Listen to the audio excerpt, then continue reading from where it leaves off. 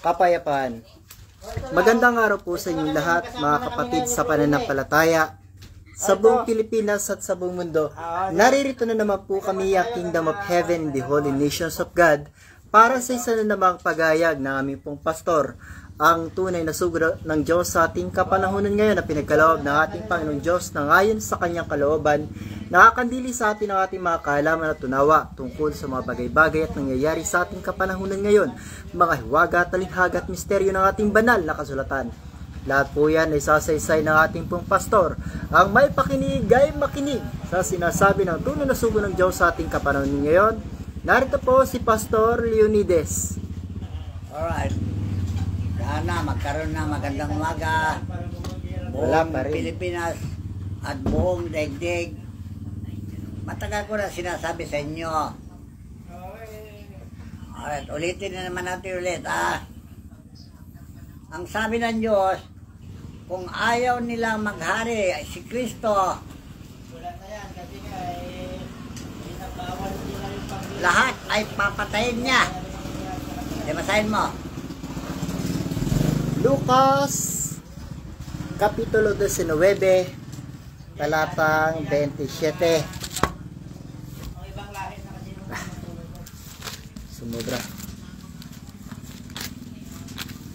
Datapwat itong aking mga kaaway na ayaw na ako'y maghari sa kanila, ay dalhin ninyo rito at patayin ninyo sila sa harapan ko. Alright, maliwanag Kayong mga nag-aaway dyan sa ibang bansa, dahil hindi niyo pinakinggan ang aral ni Jesucristo, so, yan na mangyayari. Mag-ubusan kayo at magpatayan. Total, wala naman kayong pag-ibig Dahil ang tinuro ni Kristo, mag-ibig sa kapwa, gaya ng sarili. Ngayon, kayo ba ay... Naka-live daw. Kayo ba ay mga tao? Mayroon ba kayong pag-ibig sa kapwa nyo? Bakit kayo nagpapatayan? Dahil sa ayaw nyo maghari ang Diyos at ayaw nyo maghari si Jesucristo. So, si Kristo mismo nagpasya na kayo'y magpapatayan. Dahil original yan, nung una pang panahon, nagpapatayan ng mga magkakapatid, magkakamag-anak, lalo na yung mga tinatawag na Israel. Sila yung bayan ng Diyos Alright. Israel at kalaban ang mga tinatawag na Pilistyo, Hebreo. Alright. Lahat yan yung magkakapatid sa Diyos lahat yan. Dahil anak tayo lahat ng Diyos. Pero wala kayong pagmamahal sa inyong kapwa. Anong pinag-awayan ninyo? Dahil gusto nyo sakupin ng iyong kapwa o ayaw nyo patakaran ng iyong gobyerno. Sino may kasalanan nito? Yung gobyerno na may hawak sa inyo. Dahil panahon na para magising kayo. Ayon sa banal na kasulatan. Ang narinig ko po sinisigaw nila, pre-Palestine, pre-palayain. Ayan, ang original na gaway sa Biblia. Palestinian. At saka yung matibabang mga bansa. Dahil gusto nila sila maghari. Hindi ang Diyos ang maghari. So, pagpatuloy na ninyo yung mga ginagawa ninyo para maubos kayo. Total. May material lang naman Kahit na nung panahon na ng Ninue, nung ubusin ang Diyos ang tao, may natira din ng mga tao. Kaya nga sinasabi ko sa inyo, kung gusto nyo mamatay, sige, pagpatuloy nyo yan. Para maubos kayo, titiga sa ulo nyo Ayaw nyo pasakop kay Jesucristo. Dahil si Kristo Jesus, siya binigyan ng karapatan na manakop. Natanggap niya yan ng order sa Ama. Nung bumaba siya mula sa langit sa 28:18 na Mateo, basahin. Mateo Kapitulo 28 talatang 18. At lumapit si Jesus sa kanila at sila'y kanya kinausap na sinasabi, ang lahat ng kapamahalan sa langit at sa ibabaw ng lupa ay naibigay na sa akin. Dahil dito'y magsiyaon nga kayo at gawin ninyong mga alagad ang lahat ng mga bansa na sila inyong bautismuhan sa pangalan ng Ama at ng Anak at ng Espiritu Santo, na ituro ninyo sa kanila na kanilang ganapin ang lahat ng mga bagay na inutos ko sa inyo. At narito, ako'y sumasa inyong palagi hanggang sa katapusan ng sanlibutan. So, yan digmaan na ginagawa nyo. Nanonood lang si Jesucristo. Alright. Dahil inutusan niya ang kanyang malagad na ipangaral ang ebanghelyo sa lahat ng kinapal at gawing alagad ng lahat ng mga tao. Anong ginawa nyo sa mga apostol ni Jesucristo? Di ba pinagpapatay ninyo sa inyong mga bansa nang nangaral sila ng ebanghelyo? Isa-isa ninyong pinatay sila dahil di kayo makinig sa ebanghelyo ni Jesucristo. Ayan, ang pinala ninyo dahil si Satanas binigyan ng Diyos ng authority para subukan kayo kung kayo talaga makadiyos.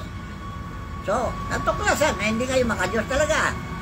Kaya naghari na ang kadiliman sa inyo. Nadidimlan na inyong kasiman. Wala na kayong awa sa inyong kapwa. Pinapatay ninyo ang inyong kapwa. So, pagpatuloy lang ninyo yan, dahil yan ang utos ni Kristo. Kaya na sa akin, inutos sa akin yan. Ito, tandaan nyo ha. Makuha mo lang ang 1/3 na papalasyon ng iyong bansa. Manalo na tayo. So, hindi kayo makuha. Kahit nasa Facebook ko, hindi ninyo pinakinggan. So, hindi kayo makuha. Ibig sabihin, pinatigas ni Satanas yung mga ulo nila. Talaga. Sige, magpatuloy yan para maubos na kayo. Total, 1/3 lang naman na matira. Ayon sa banal na kasulatan, bago maghari si Kristo, 1/3 lang na papalasyon ng buong daigdig ang matira. Zacarias Kapitulo 13, talatang 8. At mangyayari na sa buong lupain, sabi ng Panginoon, 2 bahagi ay mahihiwalay at mamamatay. Ngunit ang 3 ay may iwan. O, kita na. Pasya na yan ng Diyos noon pa. 1/3 lang ng populasyon ang matira. Sige lang, pagpatuloy ninyo. Mahirap kayo kasabi Matigas ang ulo yun. Sabi nga ng Diyos pinalalapit na kayo para kayo patawarin. Kahit na makapal pa sa mukha nyo kasalanan ninyo, patatawarin kayo ayaw ninyo. Matigas ang ulo nyo. Sige, mag-ubusan kayo para mabawasan ang problema ng mundo. Okay? Ayaw nyo ang itinuturo ng Diyos. Nakapayapaan, gusto nyo kaguluhan. Sige lang, pagpatuloy yung gulo. Binawi na ngayon Diyos yung baha. Nalubugin ang daigdig. Kayo naman ang lilipol sa mga tao. Alright, gawin niyo yan. Dahil yan, original talaga na wala kayong laman ng utak. Tandaan nyo hindi nyo ginagamit ang utak nyo sa wasto. Magpapatayan kayo para sikat kayo. Ay nako, lalong hindi kayo sisikat dahil pupunta kayo lahat sa impyerno. Tandaan nyo yan. Dahil ang batas ng Diyos, huwag kang papatay. Aliwanag ha, ba't kayo pumapatay? Papatay sila sa prinsipyo ng pananampalataya. Yan ang batas ng Diyos. Huwag kang papatay. Ako lang ang papatay. Bakit kayo ay pumapatay? Hindi naman sila Diyos. Hindi naman kayo Diyos. Alright, tandaan nyo So, yung batas ng Diyos na 10 Commandments, nauuna yung huwag kang papatay. Yan ang tinatawag na anong tawag yan? Yung New World, yung World Order, the original. Original order ng Diyos. At ipinangaral niya yung muswamba para matuto tayo at iparinig niya ang kanyang tinig. Sumamba kayo sa harapan ng Diyos. Ayaw nyo. O baka wala naman kayo Diyos talaga na nagpapayo sa inyo. Okay. So, dahil wala kayong Diyos, Diyos nyo, sarili nyo. Ayun, talaga. Di gawin ninyo ang ginagawa nyo para mabawasan ang problema sa mundo. Dahil yan ang sinabi niya sa Biblia. Ang punong kahoy na hindi nagbubunga na mabuti, bunutin mo na. Nakakasikip pa sa lupa. Hindi ba yun na sinabi niya sa hardinero? Doon sa mga pananim na hindi nagbubunga. 3 taon nang dinadalaw ko, sabi niya, ang punong kahoy na ito ay hindi nagbunga. Bunutin mo na, sabi niya doon sa hardinero. Ano sabi naman yung hardinero? Pwede pa po, bigyan mo ako ng palugit na isa pang taon na kung magbunga, alagaan ko siya kung magbunga,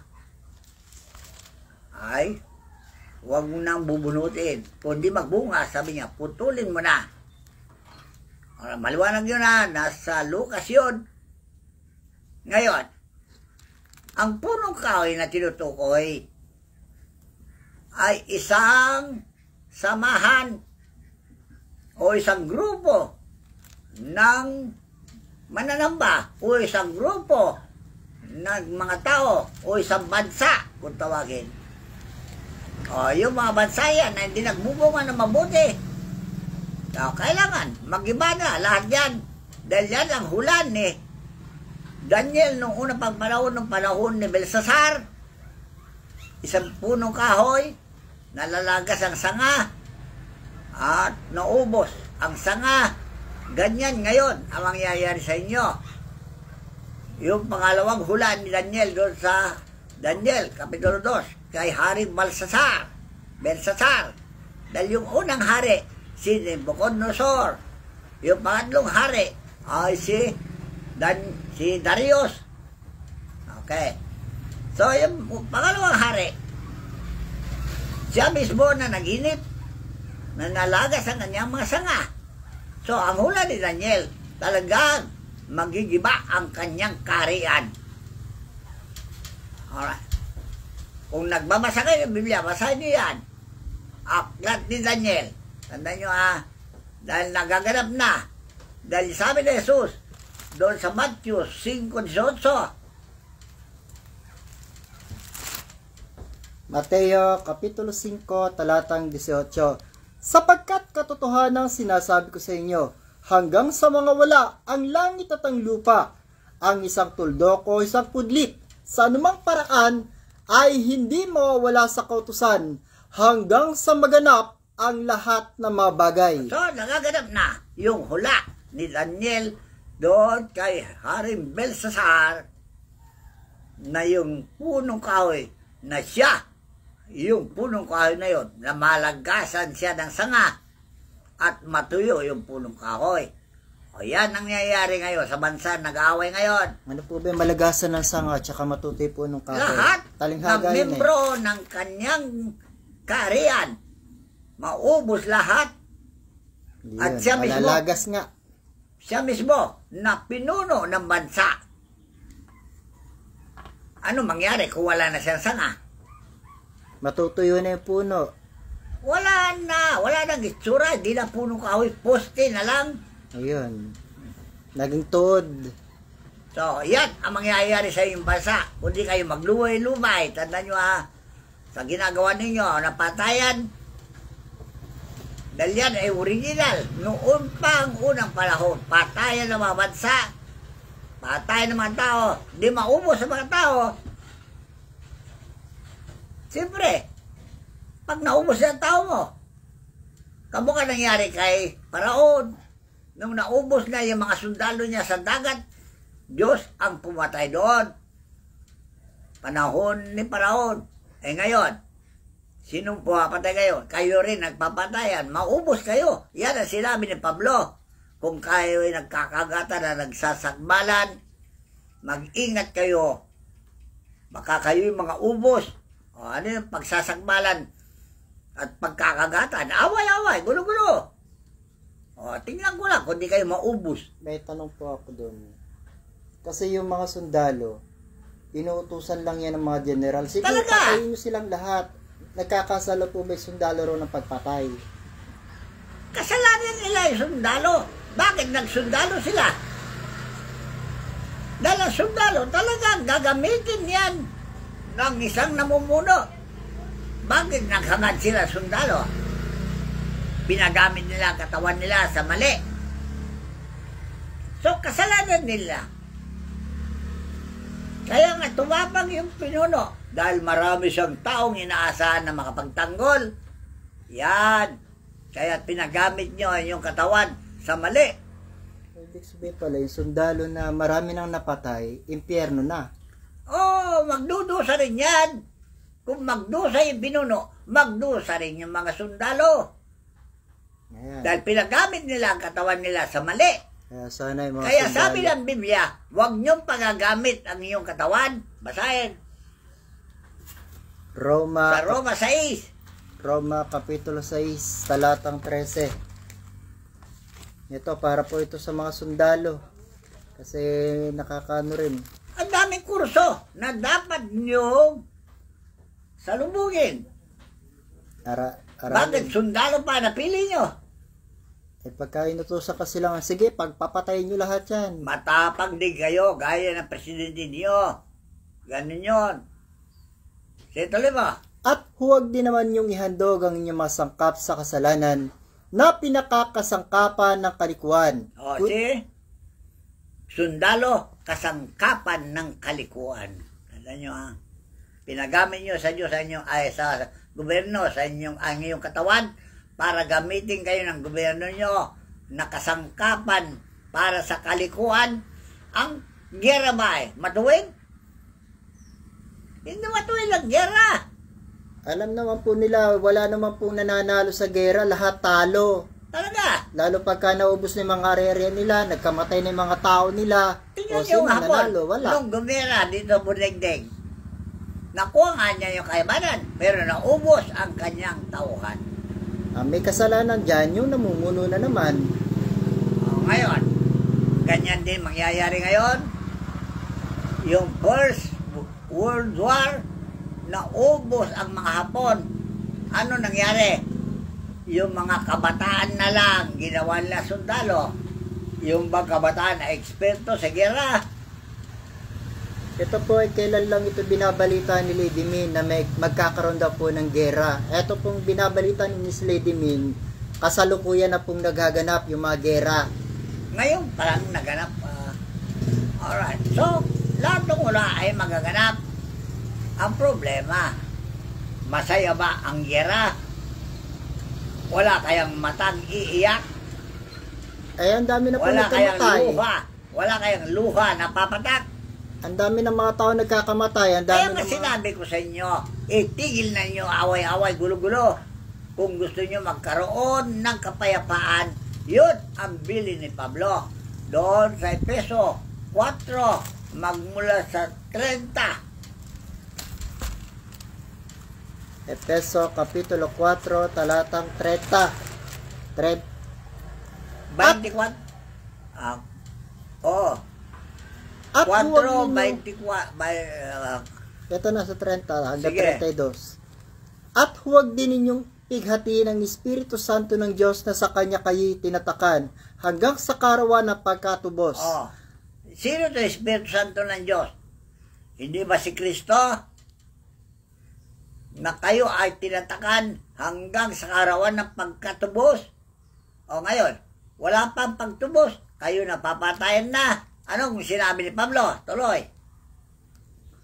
Ang lahat ng kapaitan at kagalitan at pagkakaalit at kadaldalan at panglilibak ay mga lisnawa sa inyo. O saan nagmula ng kaguluhan niyo? Di ba sa kadaldalan ninyo? Mga salitang walang kabuluhan, binuo ninyo. Yan pong Israel na yan ang nagbabawal na huwag nang ipangaral yung mga ebanghelyo ni Kristo. So hindi nyo alam na ginagantihan niya lahat ng mga hindi tumatalima sa kanyang ebanghelyo. Kaya pala yan ang ginagawa sa kanila ngayon. So, talaga papatayin kayo ni Kristo. Papapatay niya kayo. Mag-ubusan kayo. Pag nangaral ka raw sa Israel, Israel, sa Efeso. pag nangaral ka raw sa Israel, hulihin ka mga ebanghelyo ni Kristo. So, yan ang kasalanan nyo. Dahil kayo mismo pumipigil para sa ebanghelyo ng kapayapaan. Kaya hindi na po tayo nagtataka na gano'n yung ginagawa sa kanila. Ang ebanghelyo para sa kapayapaan ito para matapos na ang problema ng mundo. Ayaw nyo ebanghelyo ni Kristo. Sige, pagpatuloy nyo. Dahil kayo mismo Papapatay kayo ni Kristo. Tandaan nyo. Kasi nga po, kung titingnan nila yung ebanghelyo ng ating Panginoong Jesucristo, ang ebanghelyo ng ating Panginoon para sa pagbabago, sa pag-ibig, sa sangkatauhan, sa kapayapaan, Ang sa tawag dyan, katahimikan. ebanghelyo ng kapayapaan. Bakit ayaw nila? Ayaw niya kapayapaan. Gusto niya gulo-gulo. Kaya pala gusto nila yung gera. Talaga. Ay, magkakamatay po sila. Pero talagang yan gusto nyo, hindi na rin kami nagpigil. Hindi ko yung pipigilan. Dahil talaga gusto ko na maghari ang Diyos. Kaya pala tuloy-tuloy na yung mga tulog ko ngayon. Talaga. Dahil sabi ng Diyos sa akin, huwag mo kong pipigilan ngayon. Sasabkulang ko lang ang daigdig. Sampol pa lang yan Pati po yung mga medium natin, ayaw na paketin doon sa Ama para mamagitan. Talaga. Paano po yung mangyayari sa atin yan hanggang sa maubos Ayaw na lang tayo? niya na sino man ay mamagitan para sa inyo. Matitigas kasi ulo nyo Ang tatanda na ninyo. Ayaw pa ninyo maniwala kay Kristo. Sino paniwala nyo? Kaya po minsan may isang bisita tayo dito na tatlo sila na bisita natin. Bakit ayaw nyo muna hayaan? Kapag ka mga hirap na dahil sa mga nararanasan lang mga gera, mga tagutom, dahil sa mga dilubyo naranasan nila, baka doon pa lang sila tatawag sa Diyos. Kaya nga, ayaw ko na rin magdepensa sa inyo dahil binabawal na ako ngayon. Kaya nga po napaisip din ako nung time na yon, kasi kung lagi natin pipigilan yung mga nangyayari, lalaki ng lalaki at titigas ng titigas yung mga ulo ng mga tao. So, maganda yung payo ni Pablo Kung nagkakagatan kayo ng kasakbalan, mag-ingat kayo na huwag kayong mga ubos. Sige, away-away, gera, para di kayo maubos. Tingnan ko kung may matira pa sa inyo. Hindi po natin alam dahil ay po sa aking nabalitaan, marami na po talaga nagkakamatay dahil puro racket na malalakas na mga pasabog yung pinasasabog nila Talaga. Wala silang takot na mamatay. Pero kung pakikinggan po nila yung mga aral ng ating Panginoong Jesucristo, di sana hindi sila ganyan. Talaga hindi sila makinig. Kasi sabi ng ating kagalang-galang Apostol San Pablo, ngunit kayo'y hindi nangatuto ng ganito kay Kristo. Kung tunay na siya'y inyong pinakinggan, dapat sana mapayapa, tahimik, puro pag-ibig at kapayapaan. Ewan ko sino pinakinggan nila. Ama. Pero hindi nyo alam na kung hindi kayo lumadaan sa anak, hindi kayo makaparoon sa ama. Tandaan nyo Bago kayo makaparoon sa ama, huwag nyo baktawan yung anak. Basahin mo nga sa... nagbabypass pala sila. Binabypass nila palagi. Binabypass nila si Jesucristo. Ayaw nila. Paano po yun na sinabi na meron tayong isang Panginoon at isang tagapamagitan? Ayaw nila I-bypass nila. Dumadaan sila sa ibang daan. Maliwanag yung sinabi ni Pablo. Doon sa... Ang hindi dumadaan sa tunay na pintuan ay isang magnanakaw. Talaga. Sa Juan, Kapitulo 10. Kamu kayo mga sumasamba kay Muhammad, kay Buddha, ibang pintuan yan. Si Kristo doon na pintuan. Tandaan nyo. Kasay po ba natin? Sige. Juan Kapitulo 10. Katotohanan sinasabi ko sa inyo, ang pumapasok sa hindi pintuan ng kulungan ng mga tupa, kundi umaakyat sa ibang daan, ang gayon ay tulisan at magnanakaw. Kaya, si Muhammad ang pinipili na daan. Wala naman paintulad na si Buddha ang maging daan. Si Muhammad. Kaya ito rin pong Japan at China, dahil si Buddha yung Diyos nila. Hindi si Buddha ang daan, si Jesus ang daan papunta sa Diyos. Ayaw na sila tigilan ng mga dilubyo, lalo na itong China. Binabypass nga nila yung daan. Ayaw nila pakinggan. Ito naman po mga bansang mga Muslim, Si Propeta Muhammad ang kinikilala nila ayon sa Panginoong Jesucristo. Karamihan ng mga dinidilobyo ngayon, mga bansang Muslim. Talaga. Matigas ang ulo kasi. Bakit? Asan ang Biblia na kanasulatan na si Muhammad ang daan? Hindi ba yan ang hinanda ni Juan Bautista na daan si Jesus? At sinabi ni Jesus mismo, doon sa San Juan 14, 6. Sinabi sa kanya ni Jesus, "Ako ang daan at ang katotohanan at ang buhay.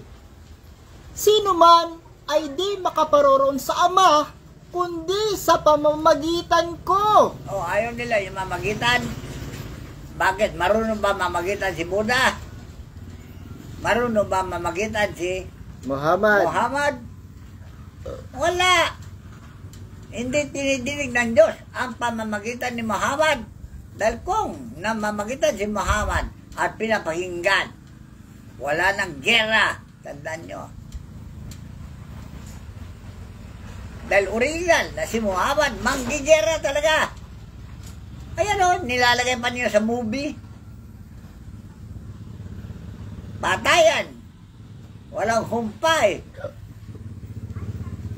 Dahil sa utos, yung mga tinatawag ninyo Muhammad o Buddha, mga Diyos nga sila, pero nagpapatayan pa rin sila. Dahil akala nila, makarating sila sama kung i-bypass nila si Jesucristo. Pero kung bakit po ganun ay pa rin paniwala ng Panginoong Jesucristo, lahat ng inihula ng Panginoong Jesucristo na nasa banal na kasulatan, lahat naganap. Hindi sila nga maniwala. Kagaya ng inihula niya, ito, Mateo 24, talatang 6. 5, 6, 7. Lahat po ito naganap na. Kaya nga, matigas nga ng ulo. Yan ang sabi ng Diyos noong panahon pa ni Ezekiel. Bansang matitigas ng ulo.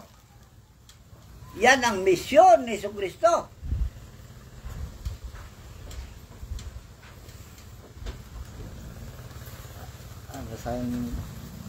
Ezekiel Kapitulo 2, 1. Yan ang misyon ni Jesucristo. Ang tawag sa propeta.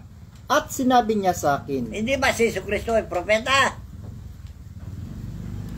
Ang sabi niya, mahigit pa sa propeta. Ano po ba ibig sabihin na sinabi niya mas higit pa sa propeta? Hindi lang propeta. Naging Diyos siya eh. Yan ang hindi nila maintindihan. Naging larawan ng Diyos na hindi nakikita. Ayaw ninyong tanggapin na Diyos yung Panginoong Jesucristo. Sinabi na nga niya mismo, mas higit pa siya sa propeta. Ang propeta, utosan lang. Ngayon, sa panahon natin, siya na nag-uutos. Dahil siya binigyan ng Diyos ang kabamalaan sa lahat ng tao.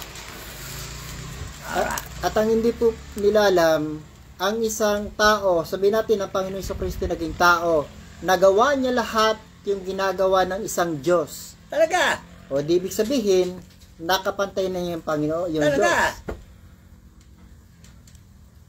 Sino ngayon makapantay sa Diyos?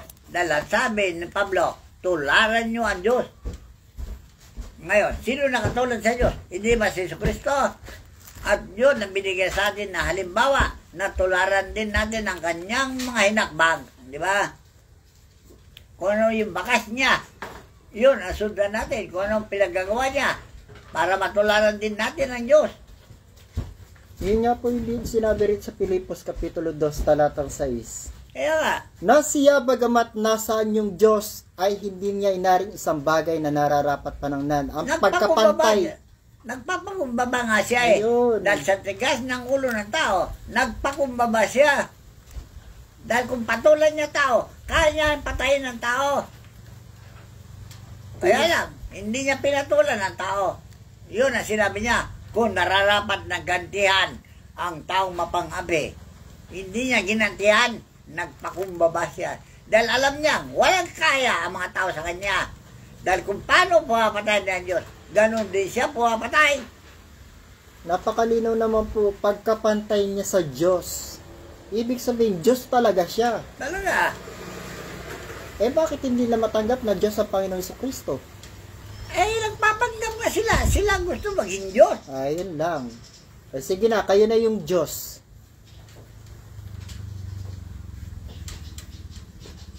Mayroon bang Diyos na naglikha ng kaguluhan Yun lang. o kapayapaan? Kaya nga, hindi niya nilikha ng kaguluhan. Pinagsisihan nga niya ang tao nung una pang panahon dahil matigas pala talaga ang ulo. Kaya lang ang Diyos ay gumawa ng paraan para mabago ang tao. At ang paraan niyan ay sa pamamagitan ng mga propeta. At si Jesus ay lumitaw ng propeta. Tagapagsalita ng Diyos, yan ang meaning ng propeta. Interpreter of God's will to man, yan si Jesus. At nagaya niya ang Diyos. Kaya siya nagilarawan ng Diyos na hindi nakikita. Dahil yun ang plano ng Diyos sa Genesis 1:6.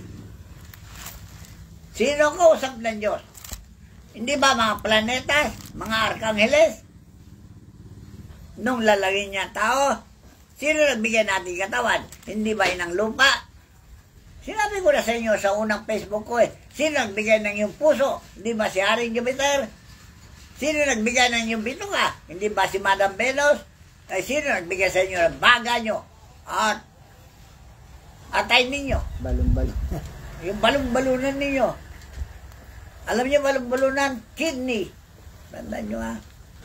O, likha lang dyan ng mga dioses ng kalawakan. Yun, mga Diyoses ng kalawakan. Pati yung energy ninyo. Kay Haring Araw. Kay Haring Araw. Yan ang solar energy. Kaya tayo gumagalaw sa pamamagitan ng init ng araw. Tandaan nyo ha. Lahat nila ibigay nila para sa tao. Dahil sila ang kausap ng Diyos nung lalangin niya ang tao. Sino ang kausap niya nung lalangin niya ang katawan natin? Hindi ba yun ang lupa? Mother Earth. Planeta rin yan. Earth. Eh, mga bobo kayo talaga. Hirap nyo turuan. Pero lahat naman po pala yan na mga nangyayari sa panahon natin, inihula na ng Panginoong Jesucristo. Mateo Kapitulo 24, talatang 6. Talaga? Basahin po ba natin? Sige. Umpisa natin sa 5. Propeta nga, kaya nang huhula eh. Dalawa propeta, bang huhula sila. Nagpiprit sila. Nasa sa 4. At sumagot si Jesus at sinabi sa kanila, mag-ingat kayo na huwag kayong mailigaw ni numan, sapagkat marami ang magsisiparito sa aking pangalan, at magsasabi, ako ang Kristo, at ililigaw ang marami. Ano yung akong Kristo? Nagpapanggap na marunong. Hindi naman marunong. Mayroon ba marunong na bubo? At makakarinig kayo ng mga digmaan, at mga alingaw-ngaw na mga digmaan. Ngunit, Ingatan ninyo na huwag kayong magulumihanan. o so, kahit na magdidigma kayo, hindi kami naguguluhanan. Hindi kami nagugulo. Dahil talagang kailangan mamatay kayo. Dahil hindi yung pinakinggan ang aral ng Diyos na sinabi niya kung ano ang ginawa mo dyan sa kalilitan na yan na sumasampalataya sa akin. Hindi mo sa kanila ginawa, kundi sa akin. So, di nawala yung katagang pag-ibig, pagmamahalan. Oh, so, winala yung aral ng Diyos na ibinigay niya ang anak niyang bugtong na may dalang pag-ibig. Sapagkat kinakailangan ito'y mangyari, datapat hindi pa ang wakas. O, hindi ba magwawakas sa mundo? Kayo-kayo lang, magunaw dyan. Tandaan nyo. Sapagkat magsisitindig ang bansa laban sa bansa, at ang kaharian laban sa kaharian, at magkakagutom, at lilindol sa iba't ibang dako. Lahat po nagaganap. Hindi pa katapusan na sa libutan. Tandaan nyo, ha?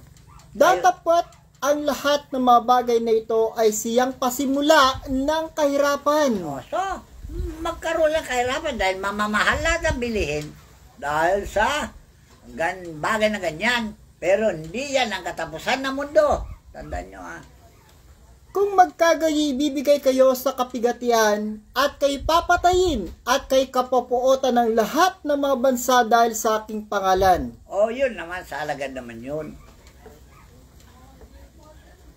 Ngayon, kaya yung mga apostol niya, nangaral sa iba't ibang bansa.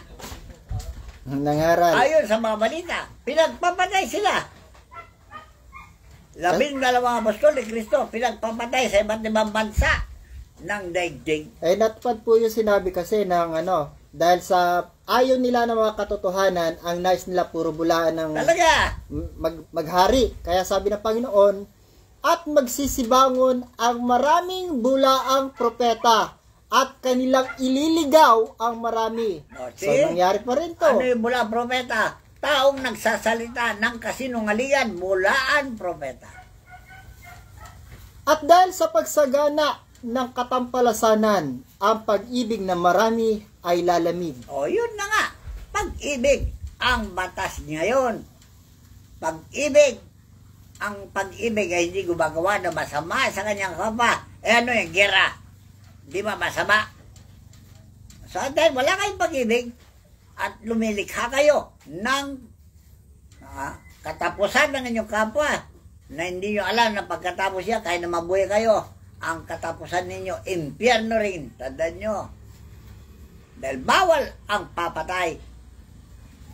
Diyos lang ang pumapatay. Tandaan nyo Ba't kayo nagsikilang sa gawain ng Diyos?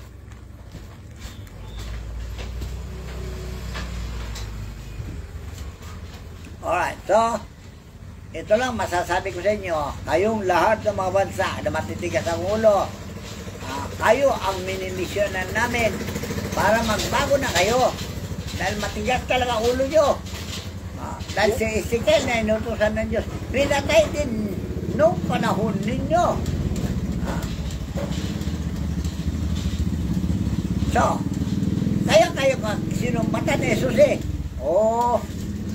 Jerusalem, na pumapatay ng mga propeta, makailan po ibig na tipunin ng inyong mga anak sa ilalim ng aking pakpak. Ayaw ninyo.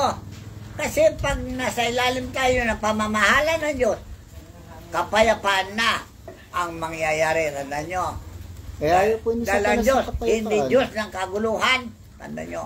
Ibig sabihin, si Satanas ang may gawa ng lahat. Si Satanas may Siya kagawa sa yan. kaguluhan. Dahil ang Diyos natin, hindi Diyos ng kaguluhan, kundi Diyos ng kapayapaan. Tandaan nyo yan. Pero ang manggugulo na Diyos yan, ay yun, Diyos na dilim, na tinutukoy ng Ama.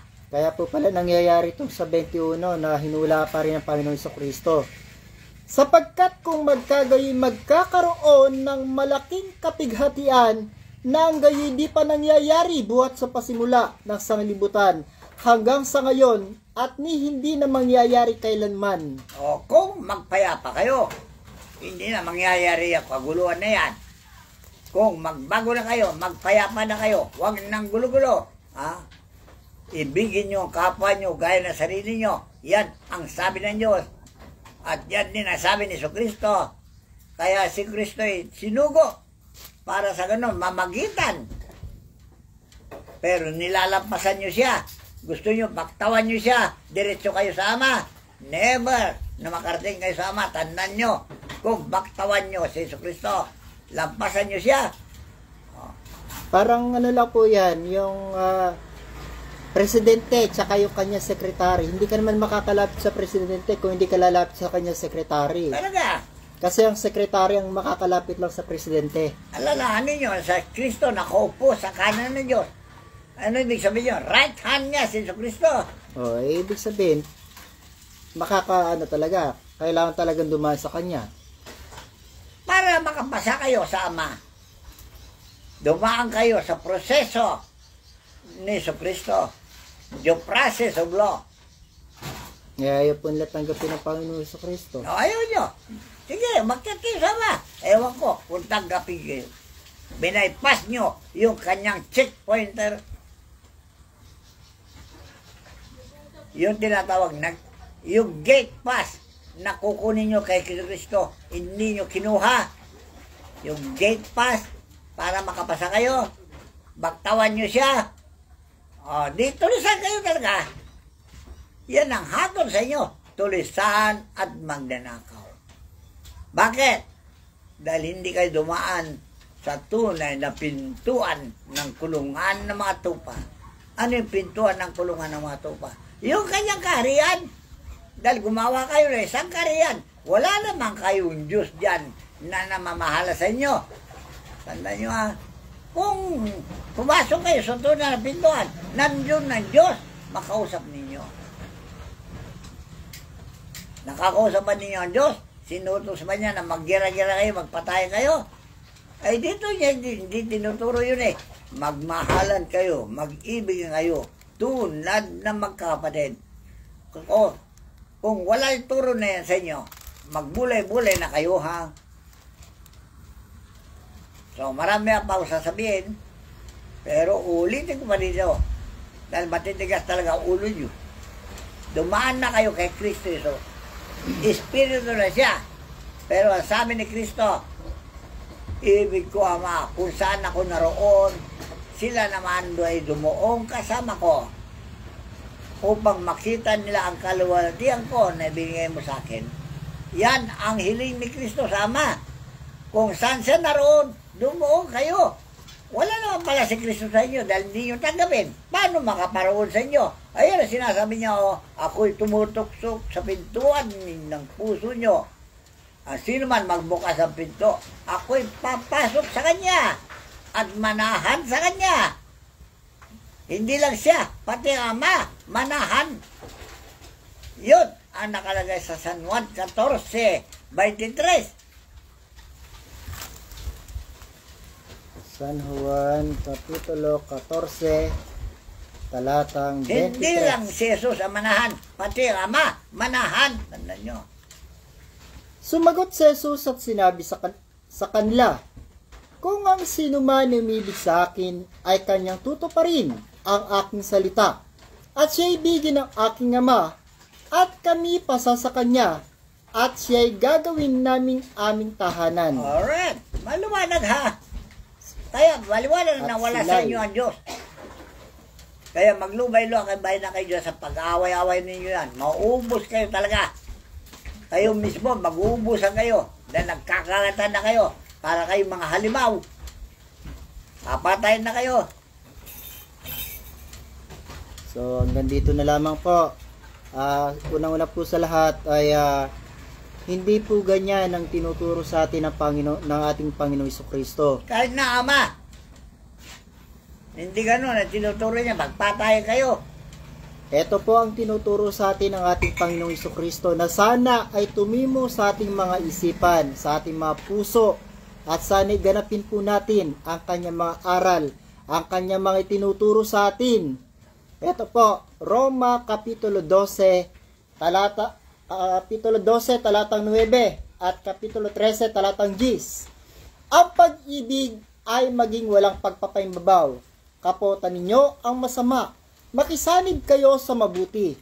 Sa pag-ibig sa mga kapatid ay magmahalan kayo sa kapurihan at ipagpauna ng isa't isang iba. Dito po sa 13:10, ang pag-ibig ay hindi gumagawa ng masama sa kanyang kapwa. Unang-unang pinangaral niya, yung sumampalataya kayo sa Ebanghelyo. Bakit hindi nyo sinasampalataya ng Ebanghelyo? Tinapoy nila Ebanghelyo. Ngayon ang Marcos 1:15. Yan ang kauna-unan niyang inaral sa sangkatauhan. Marcos Kapitulo 1, talatang 15. Ay, Mateo pala to. At sinasabi, naganap na ang panahon at malapit na ang kaharian ng Diyos. Kayo'y magsisi at magsisampalataya sa Ebanghelyo. Ba't ayaw niyo Ebanghelyo ni Kristo? Sarili yung Ebanghelyo. Kayo ba si Kristo? Ito naman po sinabi ng Apostol San Pablo, 1:16 ng Roma. Sapagkat hindi ko ikinahihiya ang Ebanghelyo, sapagkat siyang kapangyarihan ng Diyos sa ikaliligtas ng bawat sumasampalataya. Unay sa Hudyo at gayon din sa Griego. O anong ginawa lagi, Pablo? Pinatay din. So, ibig sabihin, ayaw talaga nila Ayaw talaga. Matindigas talaga ulo nyo. Ayaw nyo ang ebanghelyo ni Kristo. Sige, mag-ebanghelyo kayo.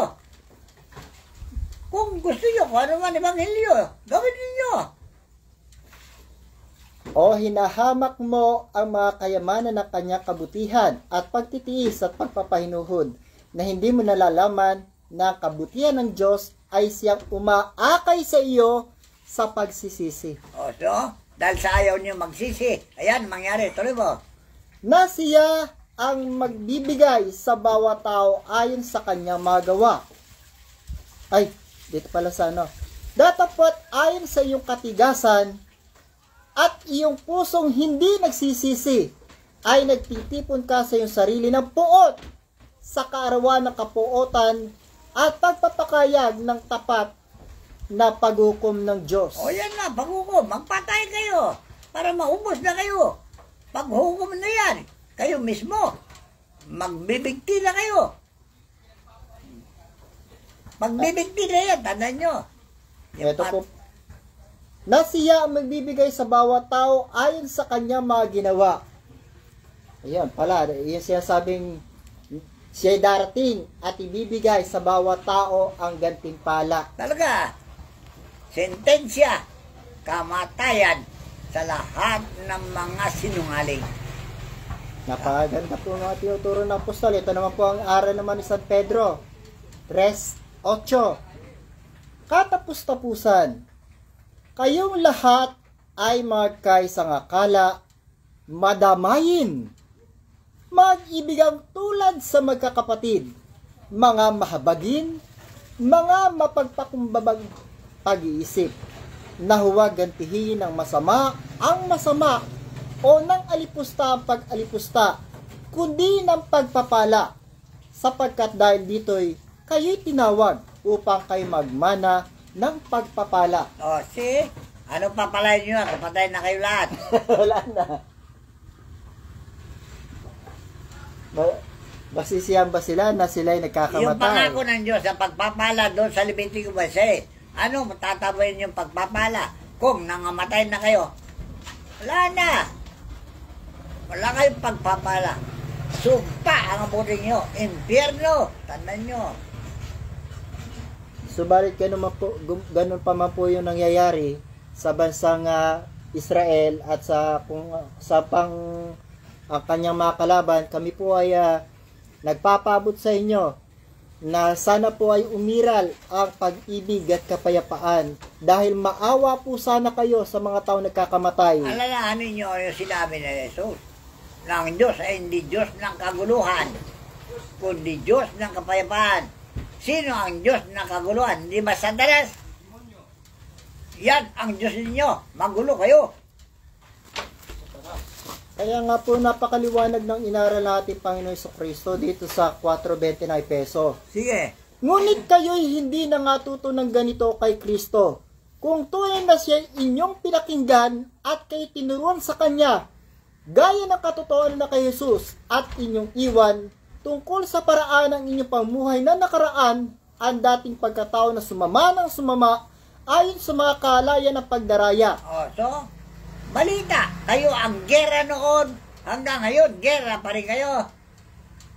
Kaya po sana, at kayo'y magbago sa espiritu ng inyong pag-iisip, at kayo magbihis ng bagong pagkatao na ayon sa Diyos ay nilalang sa katuwiran at sa kabanalan ng katotohanan. Dahil ito pong bansang Israel, ay ito po yung naging bansa ng Diyos.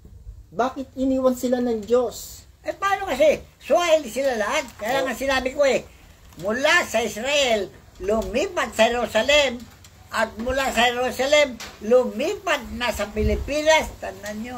O, yan po.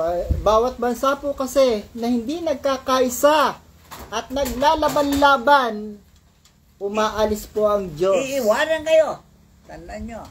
Kaya madaling sabi, pinabayaan na kayo. Kaya po ito po yung nais ng Panginoon sa atin, Kaya nga pagkatakwil ng kasinungalingan ay magsasalita ang bawat isa sa inyo ng katotohanan sa kanyang kapwa, sapagkat tayo'y mga sangkap na isa't isa sa atin. Alright. Tandaan nyo, sinabi ko tayong lahat ay nilalang ng Diyos. Negro ka man, Baluga ka man, Indian ka man, Chinese ka man, American ka man, ikaw ay tao. At gusto ng Diyos na tayo lahat ay makapagbalik loob sa Kanya. Kaya nagsabi siya ng, yun nando sa Jeremias, tayo manimbalik. Tumatalikod ng mga anak, sabi ng Panginoon, sapagkat ako'y asawa ninyo. O see? Sino asawa nyo? Diyos o Satanas? At bibigyan ko kayo ng mga pastor ayon sa aking kalooban, nakakandili sa inyo ng inyong mga kaalaman at unawa. Ay, dito na nga ako nakaloob ni Kristo. Kaloob ng Ama. Kaya po ito yung nais ni Apostol San Pablo sa ating lahat at sa lahat sa inyo na nanggegera ngayon. Ang sabi po ng Apostol San Pablo sa inyo, ang lahat ng kapaitan at kagalitan at pagkakaalit at kadaldalan at panglilibak ay mangalis nawa sa inyo, pati ng lahat na masasamang akala, at magmagandang loob kayo sa isa't isa. Mga mahabagi, nasaan ang mga habag ninyo sa inyo kapwa? Wala na. Na magpatawaran kayo sa isa't isa, gaya naman ng pagpapatawad sa inyo ng Diyos kay Kristo. Alright. Kaya, magbago na kayo, magbalik loob na kayo sa Diyos sa pamagitan ni Jesucristo. Huwag nyo ibabalawala si Jesucristo para hindi kayo tulisan at magnanakaw. Tanda nyo Huwag nyo ibabypass siya. Huwag nyo babaktawan siya. Sana po ay marami po kayo natutuhan na mga tunay na aral ng katotohanan na pwede po nating magamit sa ating pong pang-araw na buhay.